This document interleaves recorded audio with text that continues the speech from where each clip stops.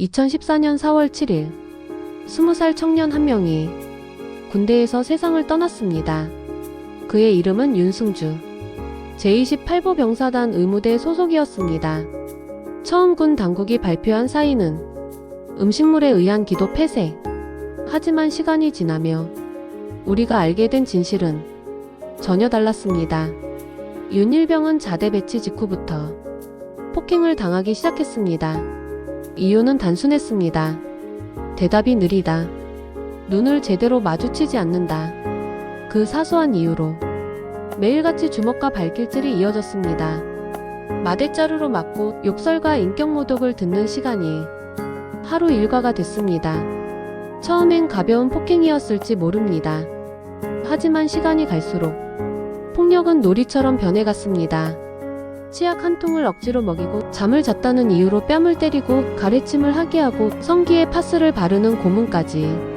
이건 훈육이 아니라 명백한 가학 행위였습니다. 그 시간은 무려 35일. 단 한 번도 멈추지 않았습니다.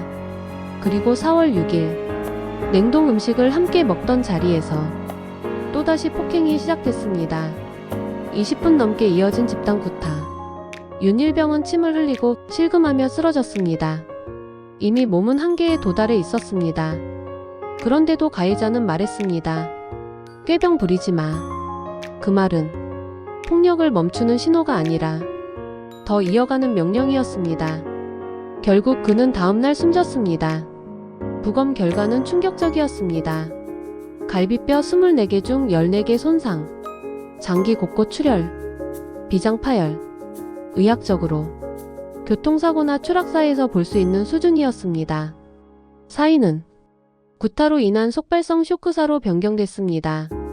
처음 발표와 완전히 달랐습니다. 왜 처음엔 질식사였을까요? 왜 폭행 사실은 몇 달이 지나서야 드러났을까요? 가해자들은 음식 먹다 질식했다고 말을 맞췄습니다. 수첩을 찍고 증거를 없애려 했습니다. 간부들은 폭력을 알고도 묵인했다는 진술도 나왔습니다. 이 사건은 단순한 개인 범죄가 아니라 구조의 문제로 번졌습니다. 주범 이병장은 상해치사 등 혐의로 기소됐고 파기환송심에서 징역 40년이 확정됐습니다. 공범들도 중형을 선고받았습니다. 하지만 충격은 거기서 끝이 아니었습니다. 이병장은 군 교도소 수감 중에도 동료 수감자에게 가혹행위를 저질렀습니다. 폭력은 멈추지 않았습니다. 장소만 바뀌었을 뿐이었습니다. 이 사건 이후 군 인권 제도는 일부 개선됐습니다. 병영 내 CCTV 확대, 인권교육 강화, 신고 체계 정비. 하지만 우리는 묻습니다. 정말 충분히 바뀌었을까요? 계급 구조 안에서 침묵은 완전히 사라졌을까요? 그리고 10년. 유족의 시간은 아직도 2014년에 멈춰 있습니다. 사인 은폐 의혹, 국가배상 문제, 공식 사과 요구, 군 복무 중 순직함. 그 7글자로 모든 고통을 설명할 수 없다고 말합니다. 아들을 잃은 부모에게 사건은 과거가 아닙니다. 지금도 현재입니다. 이 사건은 우리에게 질문을 던집니다. 폭력을 방관한 조직의 책임은 어디까지인가? 계급 사회에서 개인은 얼마나 보호받을 수 있는가? 우리는 정말 달라졌다고 말할 수 있는가? 윤승주라는 이름을 계속 말하는 이유는 분노를 반복하기 위해서가 아닙니다. 잊지 않기 위해서입니다. 기억하는 것이 다시는 같은 일이 반복되지 않게 하는 가장 기본적인 출발이기 때문입니다. 여러분은 이 사건을 어떻게 기억하고 계신가요?